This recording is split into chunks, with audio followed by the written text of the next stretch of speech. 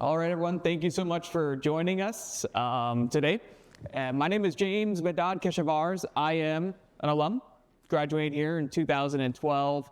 I also work in the well-being industry. I'm a chief well-being officer, chief wellness officer, whatever you want to call it, CWO for a big law firm, Gibson Dunn, global law firm, 21 offices across the world, big clients and stuff like that. But more importantly, what I do is focus on the mental health benefits and the psychological safety of the organization across the various departments.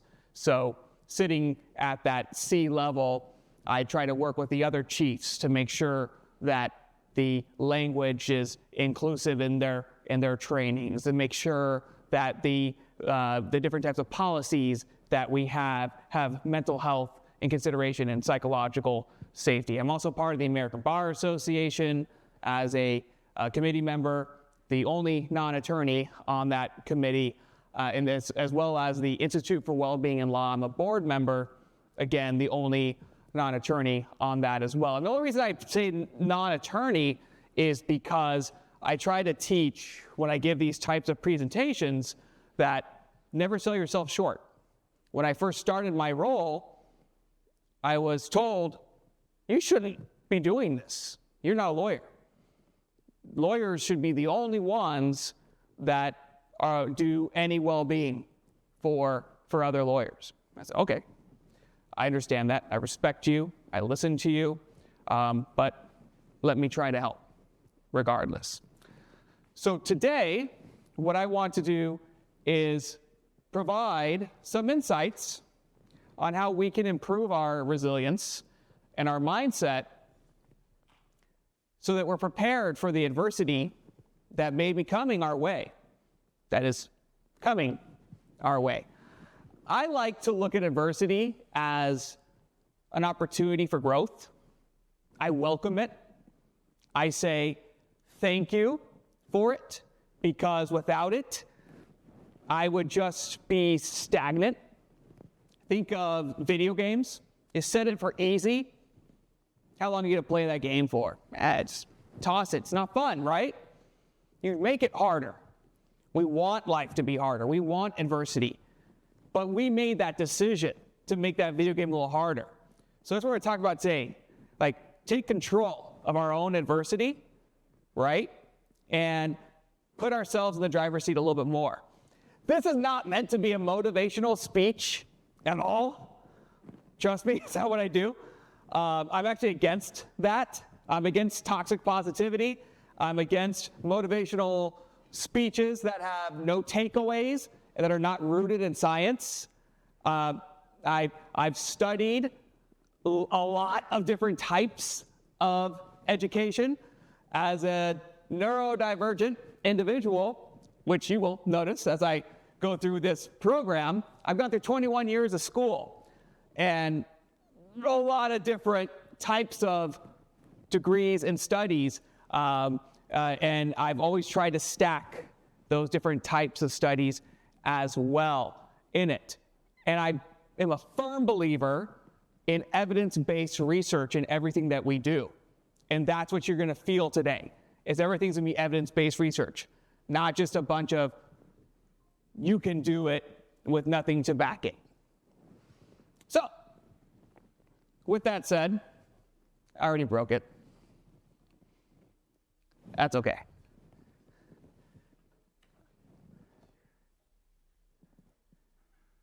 I'll use this. We've got a lot to cover.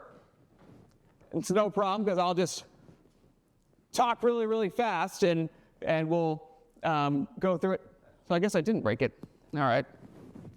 We got a lot to cover, but we will get through it. We will get through it. Each one of these are pulled from the Air Force Master Resiliency Trainer program.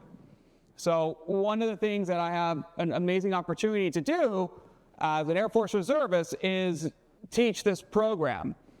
Now, each one's supposed to be an hour long, so we are going to move pretty fast through today's program. We'll dive right in. So let's talk about mental well-being defined.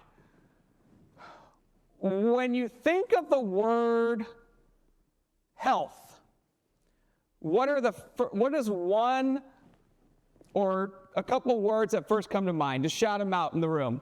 Health. Heart. What was that? Heart. Okay. What makes you think of health? What is health? Maybe nutrition, heart, exercise, anything else? Blood work. Blood work? Cool. How about mental health? What are some just keywords that you associate with the word mental health? Yes. Stress. Word. Support. Did you say stress-free or stress? Some stress. Stress-free, support. Okay, so you guys are really messing with what I'm trying to do here. It's good. It's good. Normally, when I do this exercise, and this is why I love Cal State LA, it's so good to be back. Normally, I do this exercise, I show what the problems are with stigma. And I'll get, for health, I'll get a bunch of positive words.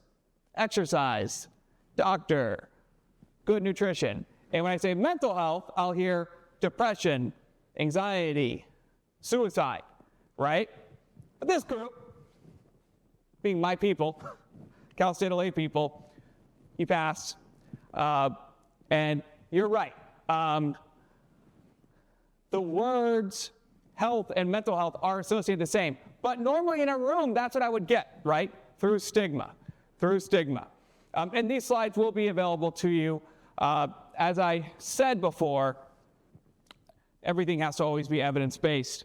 And in the interest of time, we are going to push forward just a little bit. So with mental health defined, the actual definition of mental health is one, being able to realize their own abilities, cope with normal stresses of life, and work productively and contribute to their community. Think of the movie Inside Out. There was no absence of emotions when the girl was doing well, right? It was only when emotions were being suppressed that things started going wrong in that film. And if you haven't seen it, it's a cartoon with a bunch of emotions. Anger, sadness, joy, disgust are all in her head. And at one point, Joy feels that everything has to be happy all the time.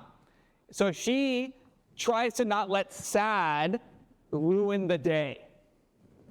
But the truth is, good mental health is having the appropriate emotion to stimuli around us. Okay? So my little definition that I like to always give is good mental health is the appropriate emotional and behavioral reaction to the stimuli that we experience. All right? Now a challenge, a mental health challenge, is when that isn't appropriate, right? So let's say we're not as stress-free, right? We don't feel supported. That's when we can start to feel some of those mental health challenges. We have protective factors, we have risk factors. When those risk factors start to outweigh those protective factors, or when our perception is that those risk factors are outweighing those protective factors, or we're just not seeing those protective factors, we can start to develop some of these challenges where our ability to cope with those daily stresses are affecting our daily life. Now, I have had mental health challenges. I have a semicolon tattoo right here, which symbolizes recovery. I've recovered from major depressive disorder, and in the process, recovering from PTSD. I still live with it, but I do pretty good. I couldn't do it without help, without accepting that I needed the help as well, and without awareness of it. And reduction of stigma around it as well. This is the mental health continuum. Now, the mental health continuum is one of my favorite things to teach. And we could spend a whole hour on it. But we'll just go quickly. I want you to remove the word mental on this slide, okay? So just see symptoms of a health condition, poor health, positive health, no symptoms of a health condition. It's February. Let's talk about cardiovascular health, all right? Got someone formerly from the AHA here. Let's say someone is born with a congenital heart disease. They're born with it, okay? It's discovered, so they have a symptom of a health condition. However, they have a cardiologist that they see. They have a nutritionist they work with. They have an exercise physiologist they work with. They have support from their family. They have support all around. They have mental health support, because that's a big part of our cardiovascular health. And they win an Olympic gold medal this last year in the 100-meter dash. Lyles has a congenital heart disease. He was born with it. The winner of the 100-meter dash this last year, asthma and heart disease. It was born with. We, through different types of protective factors, can outweigh those risk factors. Sometimes, right? Same thing with mental health. I'll use myself. Post-traumatic stress disorder. Psychiatry, psychology, a very healthy marriage, amazing family support, work that supports me, and community all around me in general. I'm one of the happiest people you will ever meet, despite my diagnosis. Now, are there times that I have challenges? Yes. Do I worry about those in comparison to the other 90%? No. Why? Because I have the training from clinicians to help me with that, right? That's why we need these types of training. And that perspective of health and mental health really being the same thing. Talked about the work I do in psychological safety. Organizations also need to view this the same way. Let's say you're in something like, a legal setting, engineering, accounting, anything that is of the cognitive functioning at the highest level. If a professional tennis player sprains her ankle, she needs time to heal. And she will be supported. And no one will say anything about it. They'll say, she's doing the right thing. If an accountant, a CPA, is having some mental health challenges and needs time, they should be supported the exact same way, because they are a cognitive functioning athlete the same way that tennis player is. All right, I'm doing horrible on time, but that's okay. Heat-related illness continuum. Again, perspective. Anything within our life starts small and can build up if we do not pay attention to the early signs and symptoms. Let's say we're slightly dehydrated and we start some type of physical activity. The body's going to warn us. It's an amazing function. We might start, so the first stage of heat-related illness is heat cramps. We're going to feel it in our body, maybe in our calves, maybe a little side stitch, somewhere along there. The American Red Cross tells us to stop the activity, rehydrate, and then you can continue on. If we ignore that, we'll continue down this illness continuum to heat exhaustion. Now, heat exhaustion is where it's gone from our skeletal muscular system and has moved to our vital organs. Now we might vomit. We're going to get dizzy. That dehydration is affecting some very, very important vital functions. American Red Cross says you cannot continue any activity anymore at all.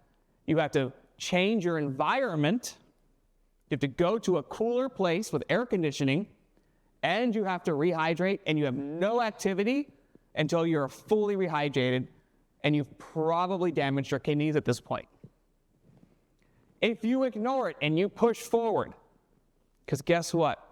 If you're at this school, you probably have a lot of grit. I know a lot of us do, right? And you push forward. You are now at risk of heat stroke, which is life-threatening. That's a 911 call every single time. Notice how this looks exactly the same. We also have warning signs. The body does warn us when it comes to the same thing with our mind. Honeymoon stage, we might adopt some behaviors that are avoidance. Maybe we're starting to not put as much effort into those protective factors because of a very important task that we have, an assignment. So we're not giving ourselves the well-being that it needs to be able to function. The electrolytes, the water, right? So we have the onset of stress, and it continues to snowball, and it continues to snowball. Much like when it comes to the heat exhaustion, when we get to chronic stress, we have to change the environment. What does that mean? That means where we have to actually start to take time off, and because we didn't do those small little tiny things, just those little hydration, the little resilience training, the little things, those protective factors, we let this continuum move down because we're ignoring those signs and symptoms. And then burnout is actually clinical at that point. Burnout is really bad, and it can take a very long time to recover from burnout. I have seen people retire young and then come back 3 years later and start working again. They didn't want to retire. They were burnt out. It took them 3 years to recover from their burnout, and they didn't realize how burnt out they were, so they retired from it, from their career. So how do we do it? Well, I had to pick and choose with such a short presentation today. Like, you only have this much time to work with this population. What do you think would really, really help? And I think that if this was the only part that we could cover today, personally, I think this is what would be the most valuable. Core values. Intrinsic motivation. So Barbara Fredrickson, who is a psychologist over at University of Michigan, she talks a lot about intrinsic motivation. It's a lot of her research. And one of my favorite quotes from her, or just things that she's said in general, is there's a very big difference between an engaged worker and a compulsive worker. And she just leaves it at that. Much like most great minds, you have to figure out what she meant by it. And I interpret it as an engaged worker is working with intrinsic motivation. A compulsive worker is working with extrinsic motivation. And for me, intrinsic motivation is a lot like integrity. Integrity is doing the right thing when no one is watching, much like using a crosswalk at 2 a.m. or using your blinker when no one's around, right? It's just deep in you. It's integrity. It's what you really just deep down believe in. I do that. It's weird, I know. Intrinsic motivation is doing things even if you wouldn't get paid for it, even if you wouldn't have gotten credit for it, because it's what you believe in. It's what you truly, truly believe in. It's like that question the high school counselors ask. If you could do anything in the world and money wasn't an option, what would you do? Well, now that's the problem with that question. It should never start that way. It should start with, what are your core values? Who are you? Not, if you could do any job in the world, what would you do? Because what do people say? Oh, I don't know, I'd be a firefighter. I'd be a professional knitter. I don't know. You have to know your why. Asking what would you do is already getting to the extrinsic. We're going to titles right off the bat. I've had so many jobs in my, short career, but it's always been the same thing. I worked in kinesiology. I was an adjunct professor. I do this now. I'm a chief, wellness officer. I'm in the Air Force Reserves doing resilience, and I was a medic. It's all the same. It's all related to my core values of empathy, mentorship, and just helping others. It's all the same job. It's all the same job. A worker that has intrinsic motivation knows their purpose, feels growth in what they're doing, and is engaged in their work. And this right here can help prevent burnout. The American Psychological Association says the number one cause of burnout is not feeling like the work you're doing is meaningful. That goes two ways. One, it's on us for not seeing the meaning in the work that we do. And two, it's bad leadership. But where you don't have good leadership, you have to have good followership, right? So, let's dive into some exercises. Like I said, it's not a motivational speech day.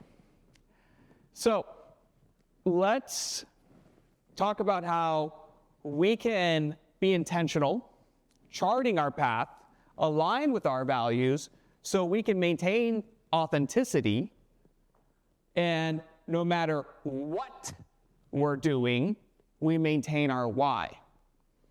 And if what we're doing doesn't maintain our why, it may be time to reassess what it is that we're doing. Stop asking, what do you want to do?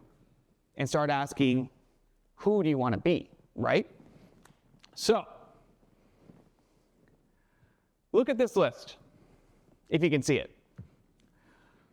These are the most common core values. Just study it. Look at it.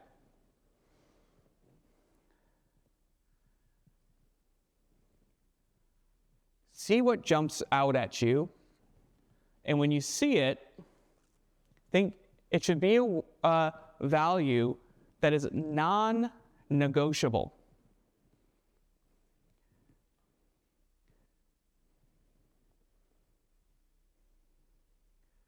When Seligman did research on this, he found that humility was the least identified core value in the US. The least one that's most important to me. and it made me think of Kendrick Lamar's halftime show.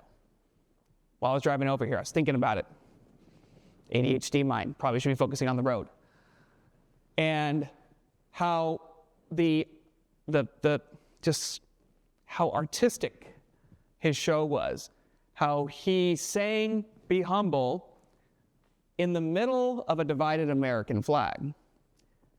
And I thought about Seligman's research saying that humility was the least identified core value, and how, what is humility? Humility is admitting that we don't know something, so learning, right?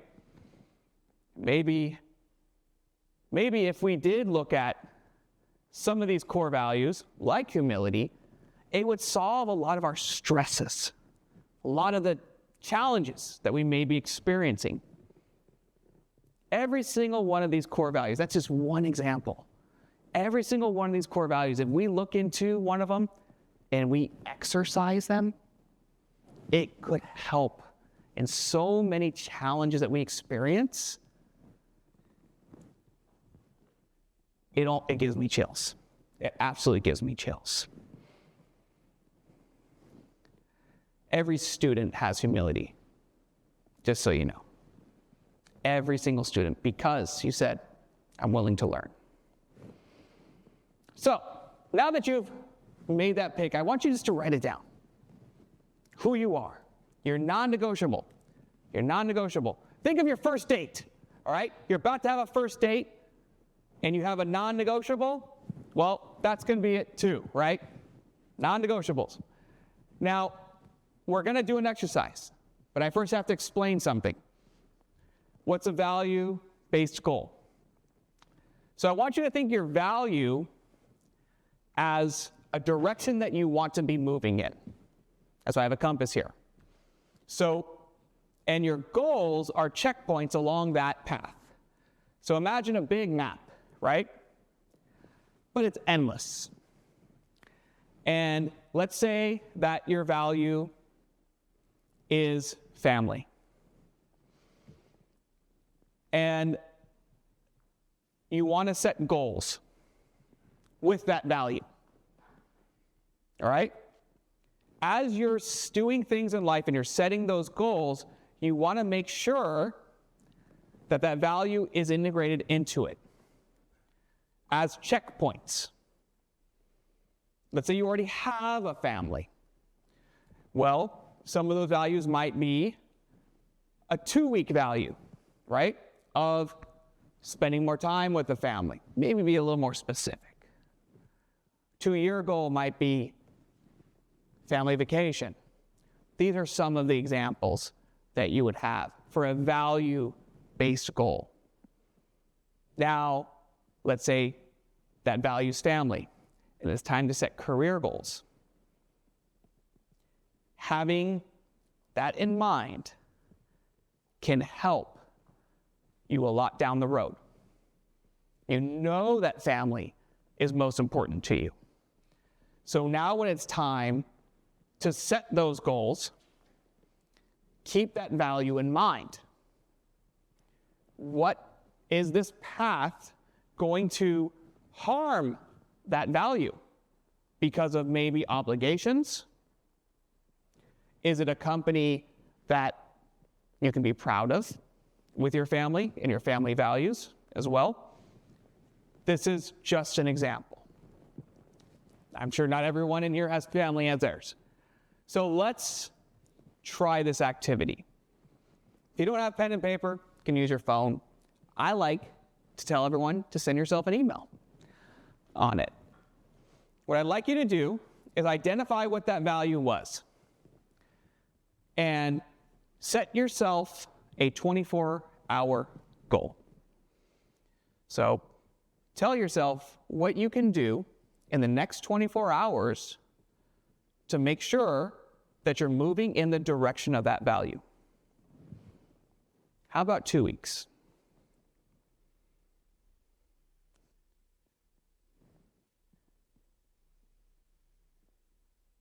What can you do in the next 3 months to strengthen that value? make you more authentic, because that's who you are. Remember what I said about toxic positivity?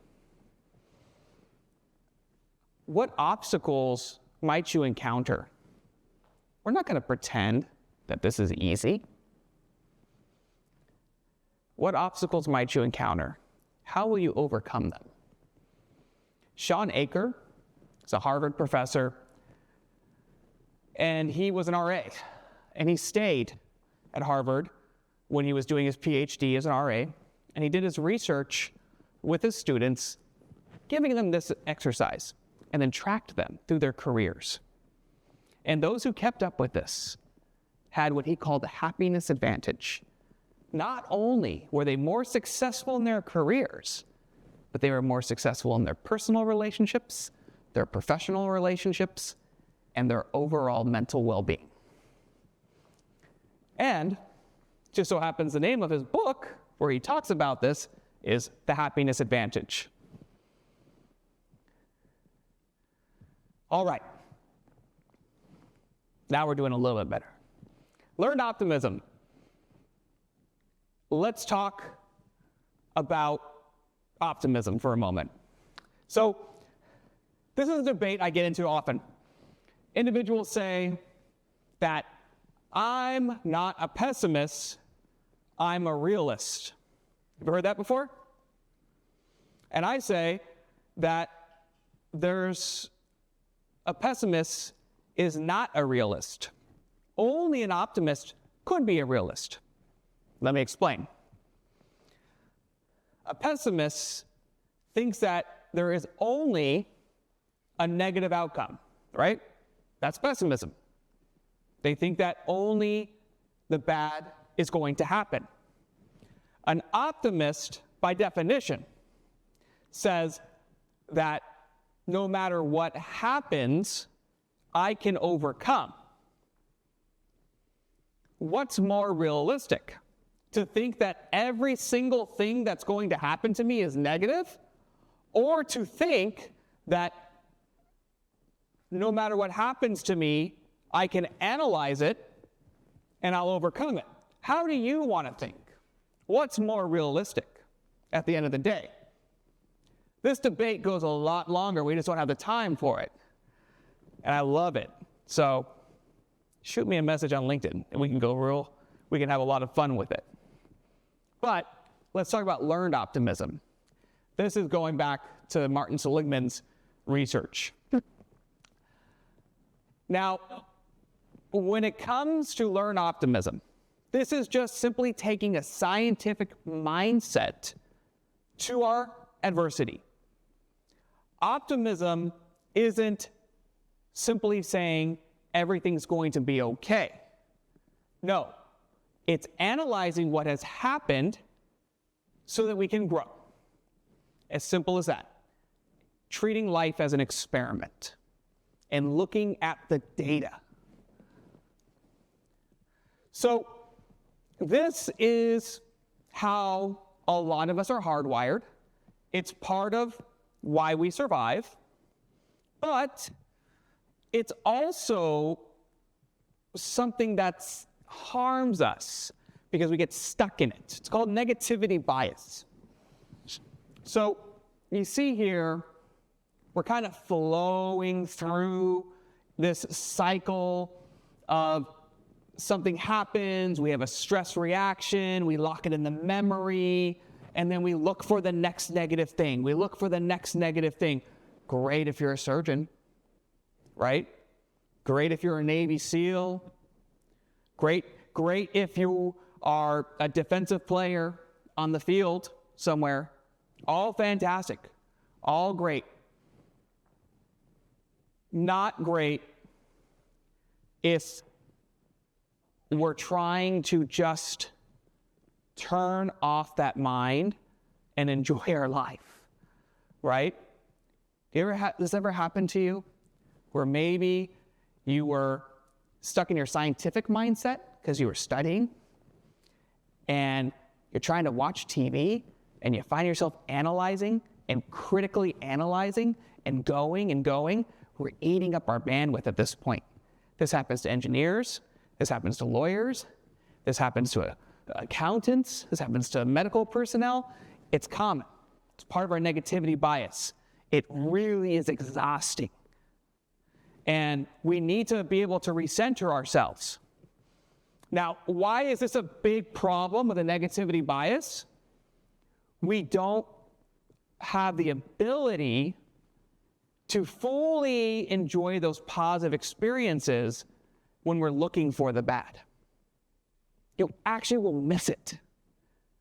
There's a test, and if you've taken Psychology 101, you maybe have done this test before, where you have basketball players wearing white jerseys and black jerseys. It's a black and white video, and they're passing the ball, right? And you're supposed to guess, or you're supposed to count how many times the ball is being passed. While this ball is being passed, a gorilla walks by in the background. And a big majority of individuals that watch this test never see the gorilla. That's how our mind works sometimes. When we're told to focus on one thing, like this negativity bias, we don't see the others. What this can do is make us susceptible to pessimism, which can really harm our mental well-being. So we have to force ourselves to look for the good, look for that learned optimism, and look back sometimes and reflect, and maybe even do a little bit of reframe. So, like I just said, this very simple exercise I like to do once a week. And it's very, very helpful. It's called my optimism journal. And I also do an adversity journal. The 3 W's: what, why, and who.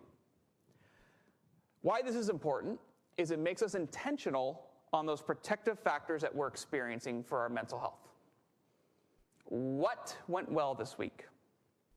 Now, you could choose to do this with your career, with your education, with your relationship, with your family, whatever you want.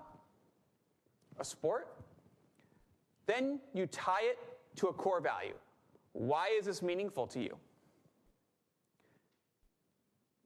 Who contributed to this good thing?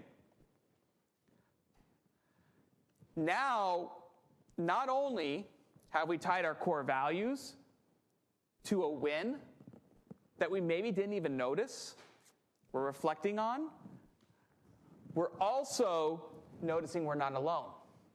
A little bit of humility is starting to come in as well.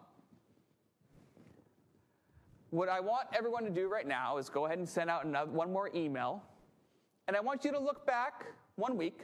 Obviously, it's Tuesday, so maybe look back next week, and try this experiment out. Go back to that one core value. Say, what was one of your wins last week? How did that align with your core value? And who helped you with it? Just 3 sentences. Send yourself that email or write it down.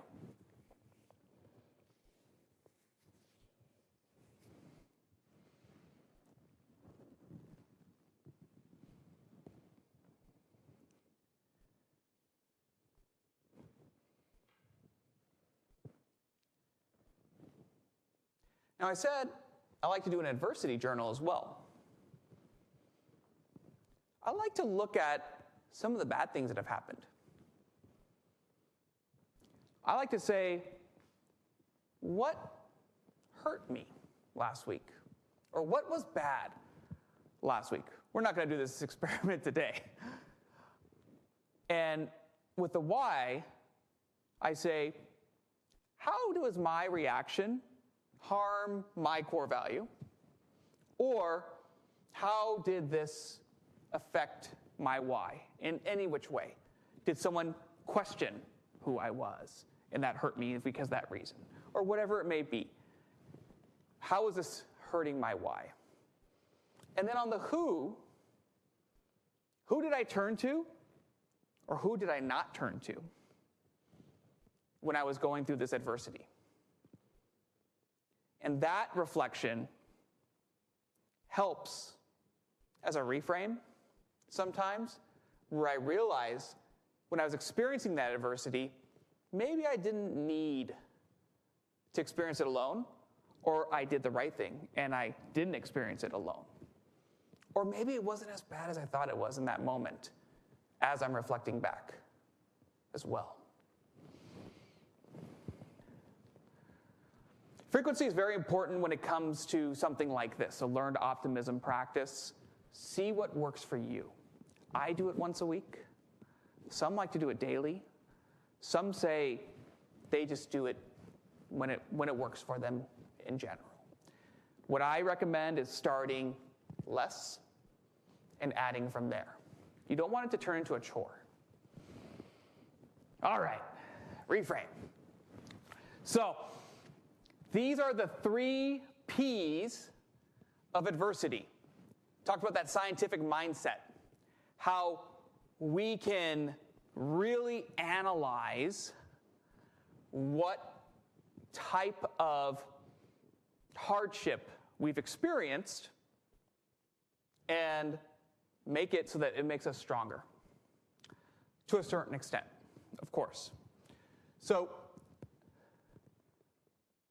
when it comes to any type of adversity, we can either have a downward spiral or an upward spiral. It has everything to do with our reaction, right?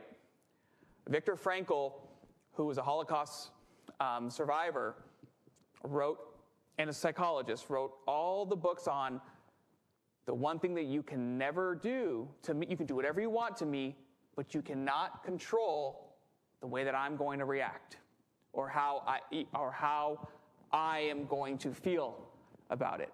You can't take that from me. I'm always free. Very powerful. I highly recommend reading his work. So, pervasiveness. How are you letting this adversity affect other aspects of your life? Is being late making it so you're tripping over the dog? Is being late affecting dropping the milk? All those other type of aspects, right? That downward spiral. You say, this is a bad day. There are no bad days. There are times where we let one event affect other events because of that, what we talked about earlier with the mental health challenges, right? How we have the stimuli affecting our emotional and behavioral responses. Permanence. Are we viewing adversity as permanent? Are we catastrophizing the adversity? Are we saying that this is forever? I gotta see. This is it. I'm ruined. It took me 9 years to get my bachelor's degree. 9 years. Nothing's permanent. I made it. Made it just fine. Made me stronger. Personalization. Are you taking on too much of this adversity? Are you blaming yourself? A lot of times, you would be surprised how many of us suffer from imposter syndrome. And because we hide it, we don't say it. I have imposter syndrome. I'll say it right now. Doesn't matter how many stripes I wear in my Air Force uniform or whatever titles anyone wants to give me.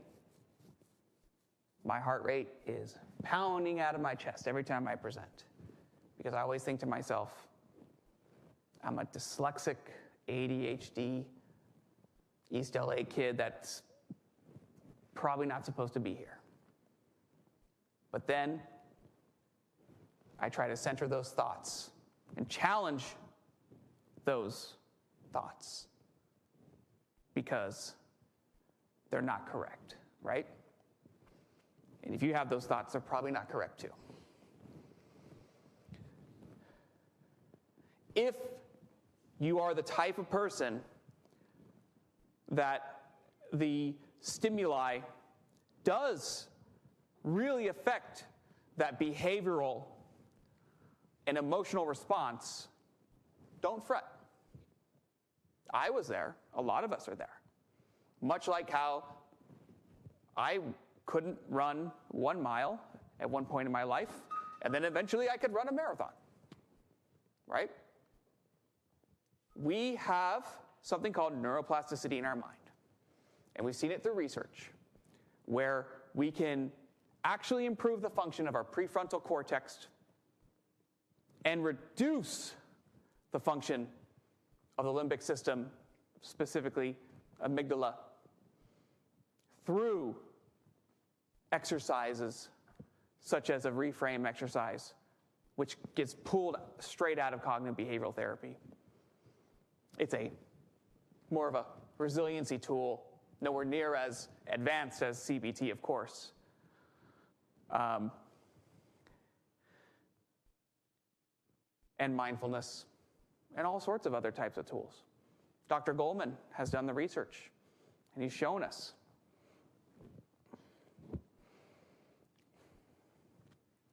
So, emotional intelligence is having self-awareness that improves our social awareness.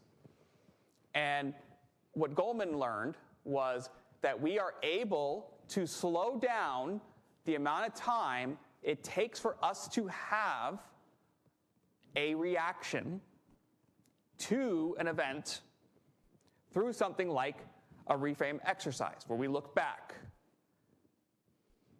So when we can realize that our thoughts control the emotional behavioral reaction, our perception of an event controls that emotional behavioral reaction, we can start to reduce that reaction. Hopefully that makes sense. This might help a little more.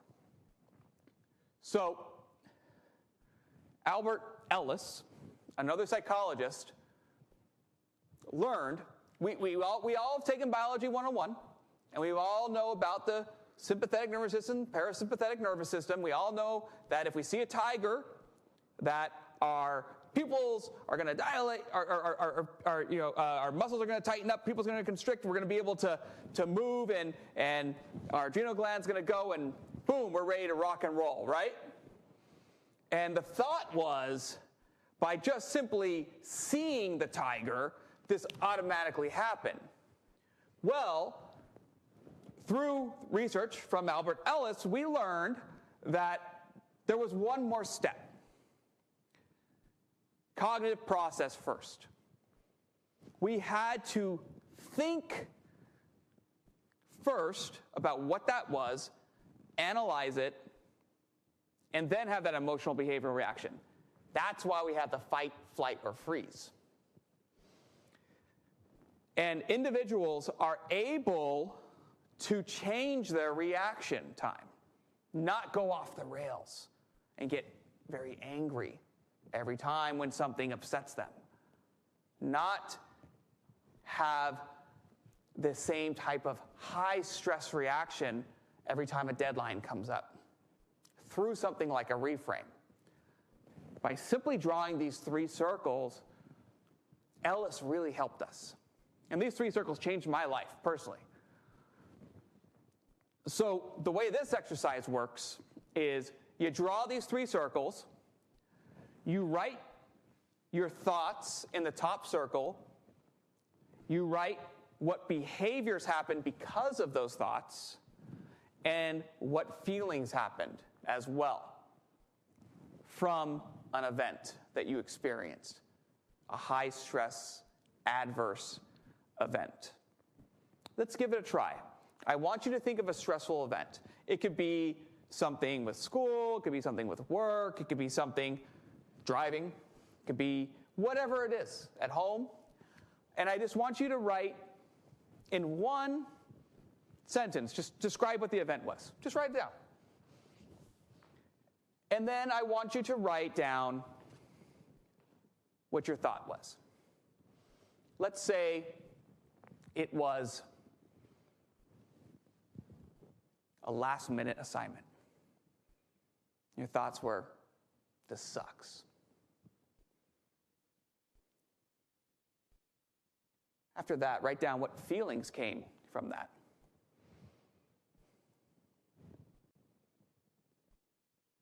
And how that affected your behavior.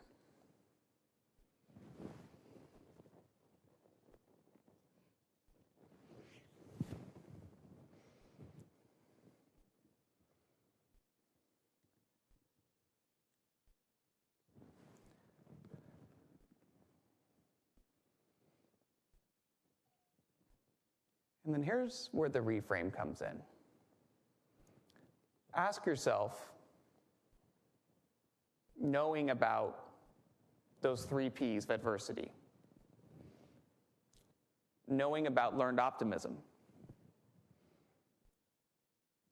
and now that the event has passed, was that initial reaction helpful, or was there a different reaction that would have been more helpful that you could have done? And that's your final sentence. This one I like to try to tie to the core value if possible.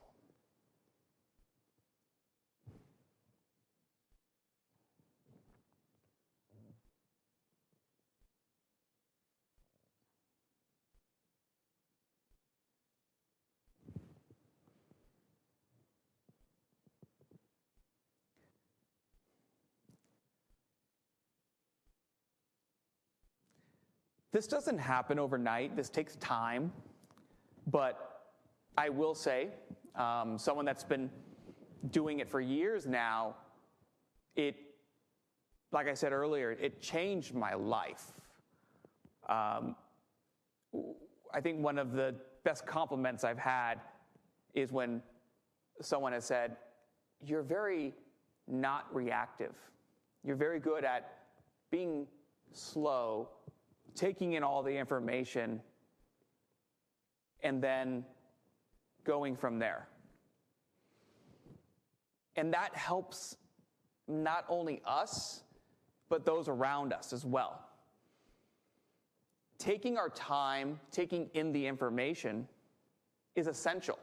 We wouldn't do that in a test, right? We would do that in a test. We would never, in a test, like just read the first few little bit and just start right away.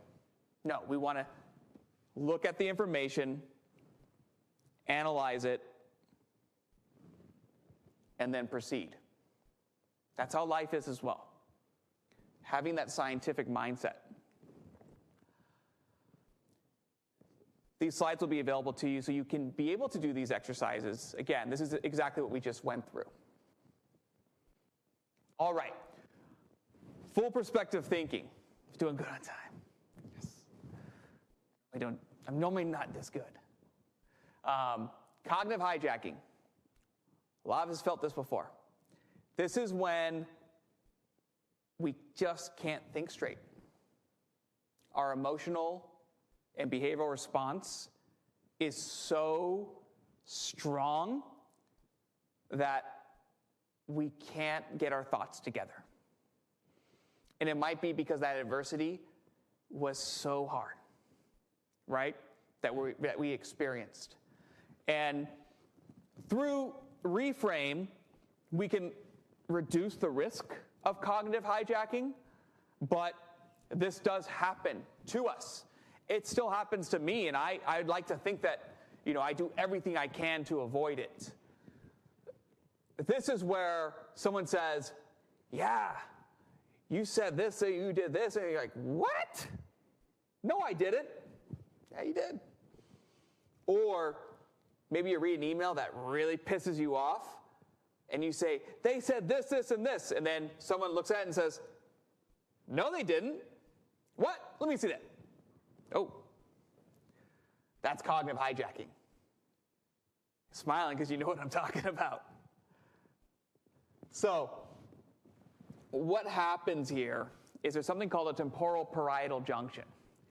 And when we're in a state of really deep focus, it's hard for us to take in any more information. This is much like that test with the passing the basketball. This is much like when a surgeon is listening to a song while doing surgery and someone changes the radio and they don't even notice it, right? That when you're in a state of very, very high focus, you have this temporal parietal junction activation, and you're not able to take in more information. Why is that a big problem? The prefrontal cortex is where we have our emotional regulation from. And that's where we are at risk of having really, really big emotional challenges if we experience adversity in those times. What am I saying? I'm saying at work, at school, is where we sometimes can be at high risk for high stress. So what do we need to do?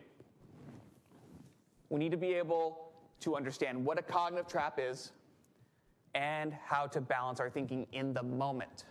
So there are many cognitive traps, but these are the 4 that I've selected for today that I believe are the most common. So, all or nothing thinking. All or nothing thinking is using words such as always, never, any type of absolute. Think of when Anakin Skywalker became Darth Vader, when he went evil or went to the dark side. Depends, it's all perception on whether or not the dark side's evil. And he says, if you're not with me, you're against me, right? That's an absolute. Very rarely are things absolutes. If you find yourself in a high stress moment saying anything in those phrases, always, things never go my way, I'm always to this, that is a cognitive trap, and you need to balance that thinking. It's a downward spiral. Confirmation bias. Now, we all have done it in school. I was a history major, where you're looking for information that confirms what you already know. Maybe we need one more citation, right? So we're just looking for that information, then we'll cite it. Boom. We didn't actually learn anything on that one, did we? Confirmation bias is when we, in terms of psychology, is when we're really starting to only see what is only confirming what we already thought. So like imposter syndrome, we make a small mistake. See?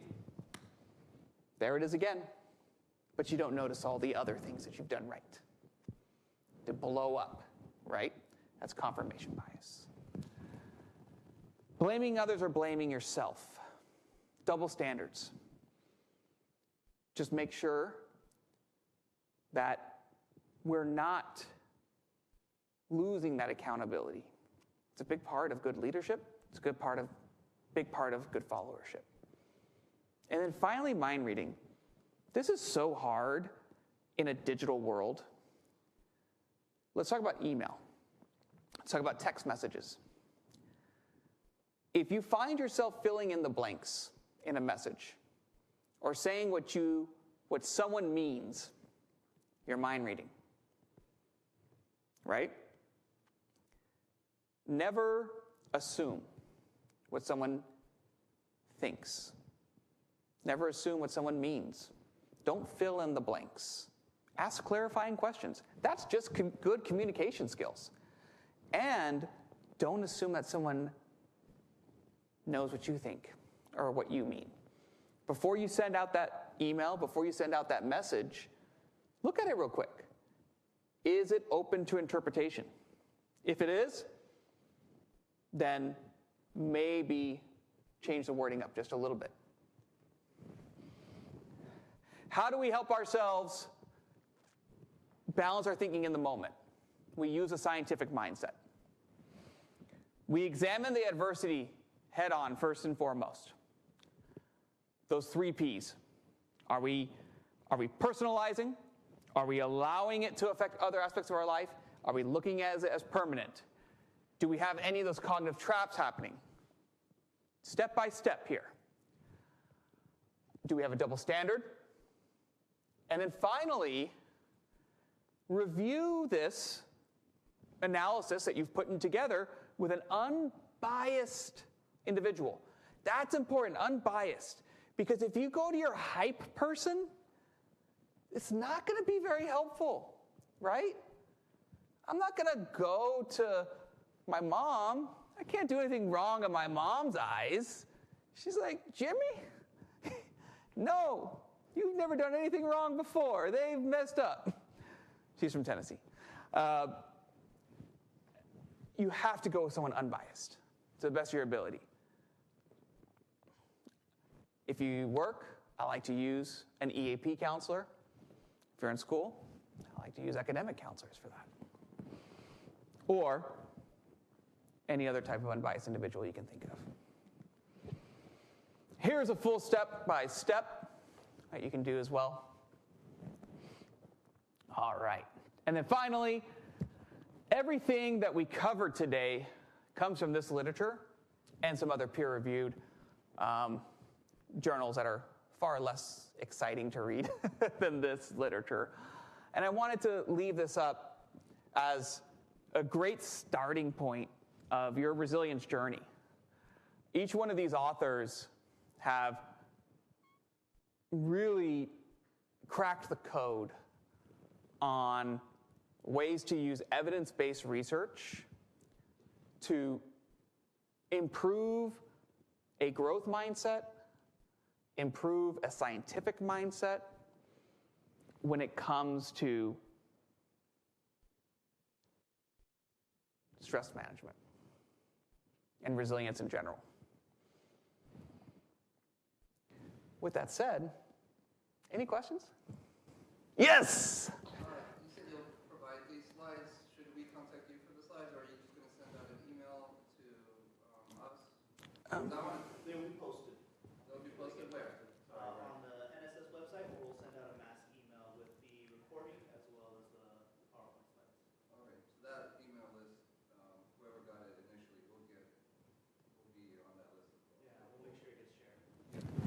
Because I'm really interested in getting these books too, and I missed the first. Too easy. Yeah. I have a question. Yes, sir. How do you prevent, so you're talking about the negative experience and the positive experience, going in a cycle, locking, and you're talking about trying to see the positive side of the experience. How do you prevent yourself from towing the line of toxic positivity and trying to see a negative experience as more positive? So the difference between toxic positivity and optimism is kind of like what that pessimist would say, that I'm not a pessimist, I'm a realist, right? They're really usually talking about toxic positivity.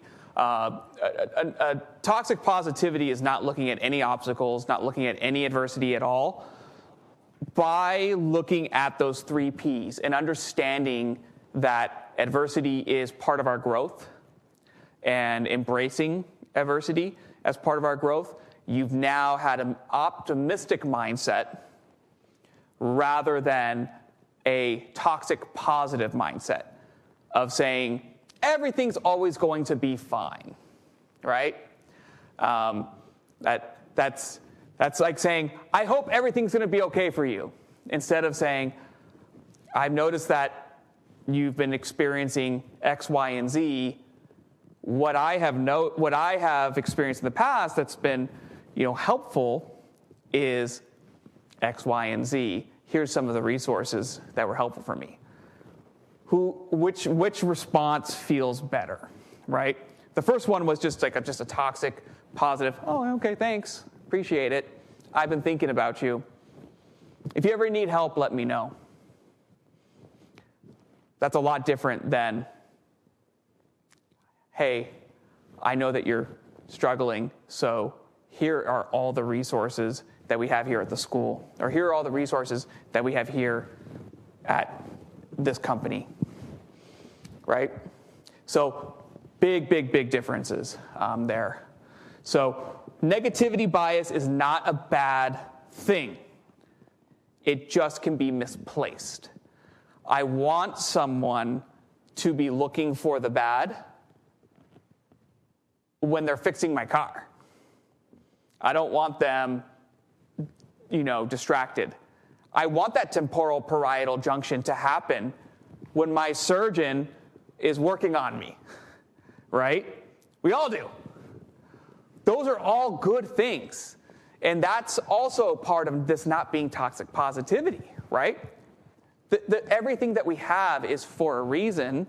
We just have to understand it a little bit better and use it the way it's supposed to. The only thing that doesn't make sense is the appendix at the end of the day. Yes? Unless you have an answer to the appendix. So you use the word reframing a lot. I've been reading up on just the whole mindset and positivity and stuff like that. How does it really? Is it very similar to reprogramming your brain? I'm also, and I see a book on self-compassion. How does it relate? Your lecture. How does it relate to how you speak to yourself in general? Yeah. Is it all very similar? Is it all related? Yeah. So reprogramming is like that neuroplasticity. So reprogramming, reframe, synonyms, right? Very, very similar here. Dr. Christine Neff is her book on self-compassion. I almost didn't read it because of the name.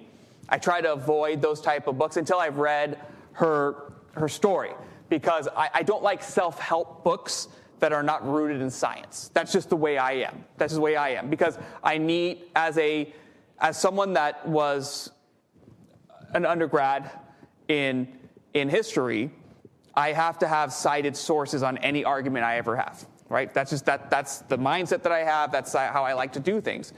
But then I saw that she was analyzing the difference between self-esteem and self-compassion, and really expanding on Carol Dweck's work on the growth mindset and how those go hand in hand, and how negative talk harms your growth mindset.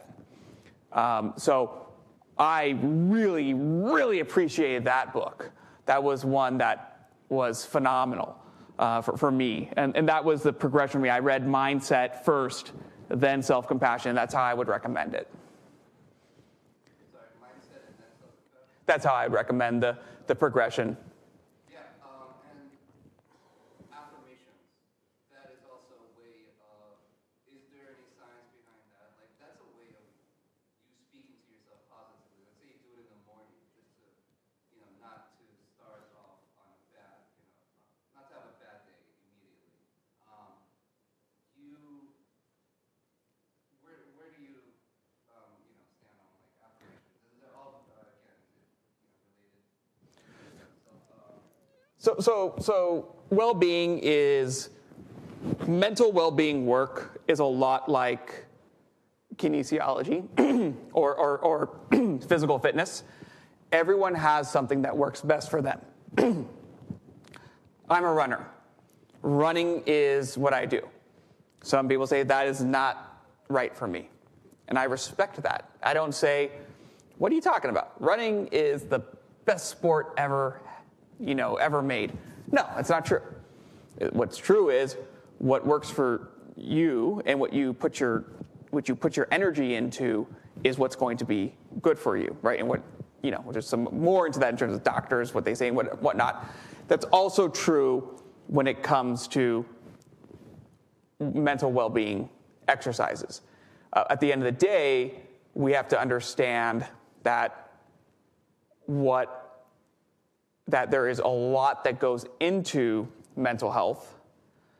And much like our physical health, we need to put a lot of our trust into the professionals as well and try not to do everything ourselves. That's what I learned personally.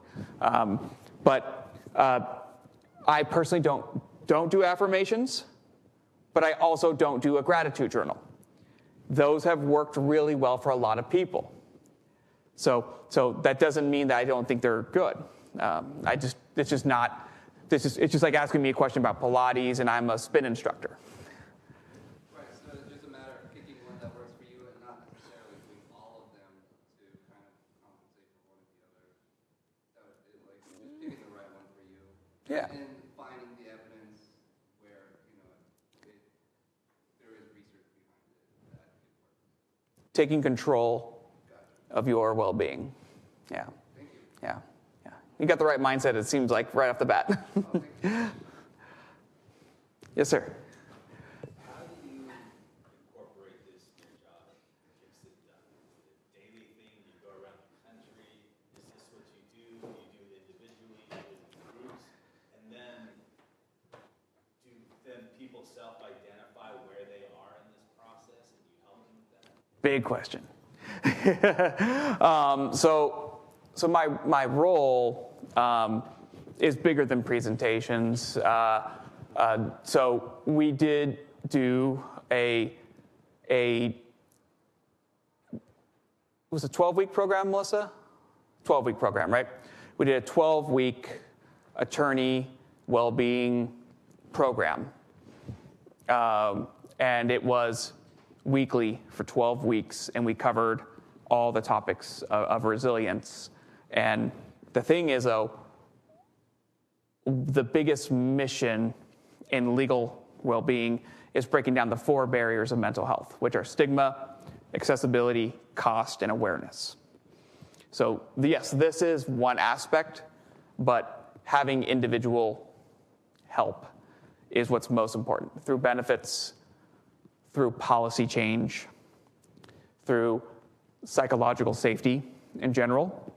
My entire dissertation is on ways to change a well-being program so it's rooted in psychology and focused on psychological safety to embed it into the entire organization.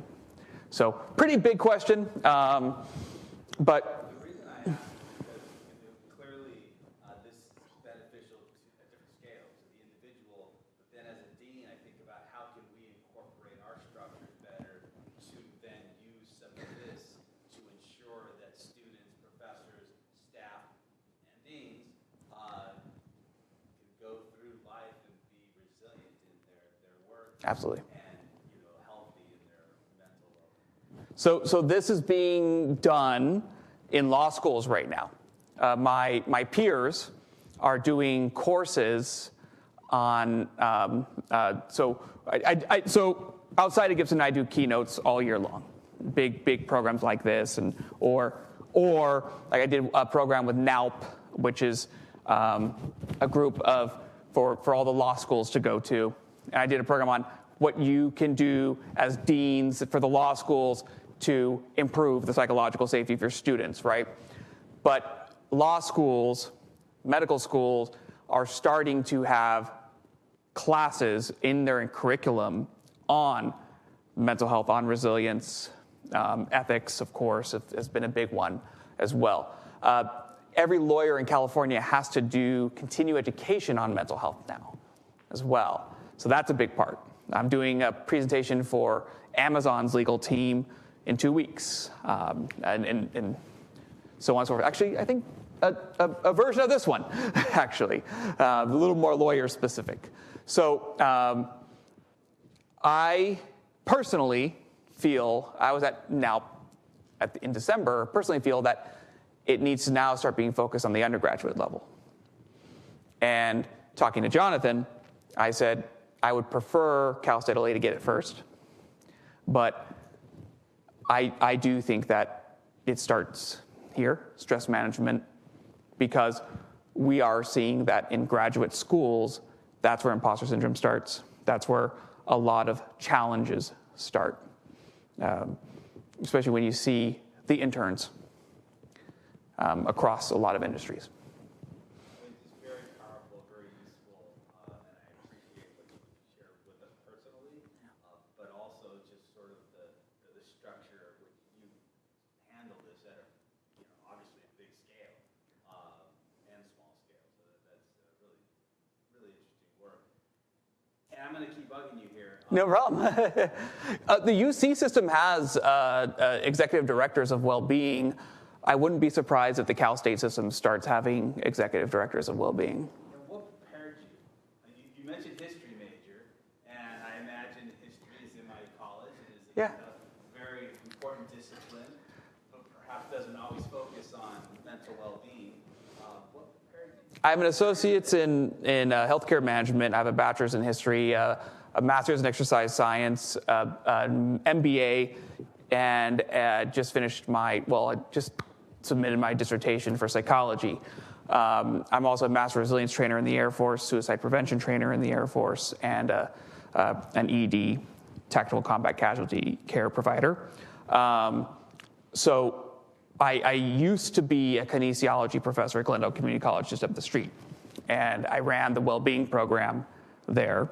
And Melissa De Carvalho, who is here with me today, is our wellness manager, and we started consulting together and helping companies change their well-being programs, wellness programs, from foosball tables and pizza parties to looking at what is the true problem, right?